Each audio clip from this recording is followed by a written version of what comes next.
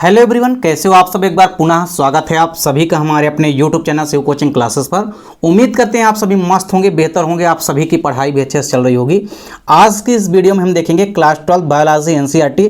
देखिए चैप्टर 2 हमारा कंप्लीट हो चुका है और चैप्टर 2 के यहाँ पे जितने भी मोस्ट इंपॉर्टेंट क्वेश्चन हैं, यानी जितने भी इंपॉर्टेंट क्वेश्चन हैं जो कि आपके एग्जाम में अक्सर पूछे जाते हैं, वो सभी के सभी इंपॉर्टेंट क्वेश्चन आज हम आपको बताने वाले हैं। और यदि चैप्टर 2 से आप इन क्वेश्चनों को तैयार कर लेते हैं तो डेफिनेट रूप से आप पेपर में एक अच्छा स्कोर कर सकते हैं। देखिए सबसे पहले तो यहाँ पे आपको अति लघु उत्तरीय प्रश्न यानी कि ऐसे प्रश्नों को समझना है जो कि छोटे छोटे प्रश्न हैं और अक्सर आपके एग्जाम में 2 अंकों में पूछे जाते हैं।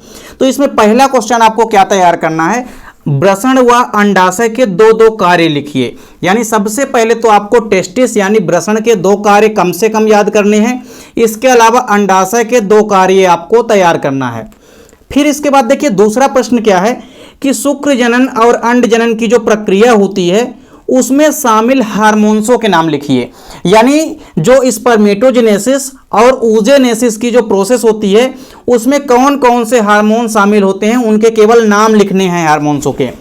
इसके बाद तीसरा और काफ़ी इंपॉर्टेंट क्वेश्चन है जो कि अक्सर आपके एग्जाम में आता रहता है। तो देखिए क्वेश्चन है कि पुरुषों में जो वृषण होते हैं यानी जो टेस्टिस होते हैं मेल के अंदर, वो उदर गुहा के बाहर स्थित होते हैं, क्यों? इसका आपको रीजन बताना है। 2 अंकों के प्रश्न में यह क्वेश्चन अक्सर आपके एग्जाम में पूछा जाता है। तो आपको बताना पड़ेगा पुरुषों में वृषण उदर गुहा के बाहर स्थित होते हैं, क्यों? फिर इसके बाद अगला प्रश्न है कि ग्राफियन फॉलिकल का नामांकित चित्र बनाइए। यानी ग्राफियन फॉलिकल का आपको नामांकित डायग्राम तैयार करना है। इसके बाद देखिए अगला प्रश्न क्या है कि मानव शुक्राणु और अंडाणु का नामांकित चित्र बनाइए। यानी स्पर्म का और ओवम का दोनों का डायग्राम इंपॉर्टेंट है और कभी कभी शुक्राणु के ऊपर शुक्राणु को सचित्र समझाने के लिए भी पूछता है, मतलब शुक्राणु को डायग्राम के साथ आपको समझाना भी पड़ेगा। तो शुक्राणु और अंडाणु दोनों का नामांकित डायग्राम आपको तैयार करना है। इसके बाद अगला प्रश्न छोटा सा है लेकिन अक्सर एग्जाम में पूछा जाता है 2 नंबर में कि प्रसव किसे कहते हैं, प्रसव क्रिया को परिभाषित कीजिए। तो प्रसव क्रिया क्या होता है, प्रसव क्रिया को आपको केवल और केवल परिभाषित करना है। अगला प्रश्न छोटा सा है कि यदि लीडिंग कोशिकाएं, देखिए जो वृषण होता है उसके अंदर आपने देखा है कि लीडिंग कोशिकाएं उपस्थित होती है। अब यदि लीडिंग कोशिकाएं मान लीजिए किसी कारणवश नष्ट हो जाती हैं तो नर के जो लैंगिक लक्षण होते हैं उन पर क्या इफेक्ट या क्या प्रभाव पड़ेगा, ये आपको बताना है। तो यानी यहाँ पे 7 ऐसे छोटे इंपॉर्टेंट क्वेश्चन हैं जिनको कि आपको तैयार करना है। इसके बाद आप आ जाइए सीधे लघु उत्तरीय प्रश्न में, यानी ऐसे प्रश्न जो कि आपके एग्जाम में 3 या 4 नंबर में पूछे जाएंगे। तो सबसे पहला जो आपको क्वेश्चन तैयार करना है वो है शुक्र जनन तथा अंड जनन में अंतर, यानी differences between spermatogenesis and oogenesis। तो स्पर्मेटोजेनेसिस और oogenesis में आपको डिफरेंस तैयार करना है। इसके बाद अगला काफी इंपॉर्टेंट प्रश्न है कि अपरा या प्लेसेंटा किसे कहते हैं, अपरा या प्लेसेंटा के आपको कार्यों को लिखना है।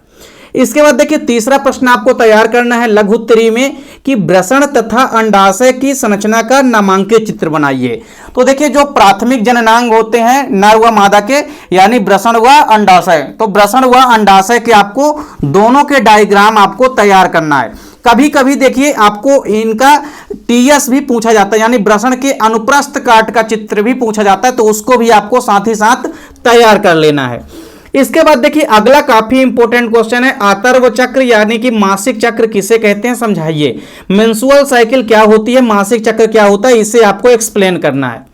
इसके बाद देखिए जो अगला प्रश्न है वो ये है कि नर जनन तंत्र तथा मादा जनन तंत्र का नामांकित चित्र बनाइए। काफी इंपॉर्टेंट डायग्राम है, एग्जाम में अक्सर पूछा जाता है। नर जनन तंत्र यानी कि मेल रिप्रोडक्टिव सिस्टम और फीमेल रिप्रोडक्टिव सिस्टम यानी कि मादा जनन तंत्र का आपको नामांकित चित्र केवल तैयार करना है। अगला और आखिरी प्रश्न क्या है कि अंड जनन तथा जो शुक्र जनन की प्रक्रिया होती है, इन दोनों की क्रिया को आपको रेखा चित्र द्वारा आपको समझाना है। यानी दोनों ही क्रियाएं आपसे बननी चाहिए कि अंड जनन की प्रक्रिया कहां होती है और कैसे संपन्न होती है, उसका ग्राफिकल फॉर्म में यानी रेखा चित्र के माध्यम से आपको एक्सप्लेन करना है।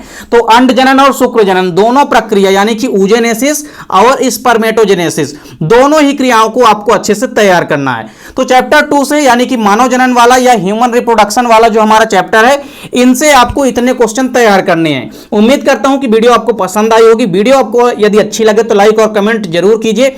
साथ ही साथ दोस्तों के बीच ज्यादा से ज्यादा वीडियो को शेयर कीजिए। चैनल पे यदि आप नए हैं तो चैनल को सब्सक्राइब अवश्य कर लें, साथ ही साथ बेल आइकन प्रेस कर लें। मिलते हैं नेक्स्ट वीडियो में, तब तक के लिए जय हिंद, वंदे मातरम।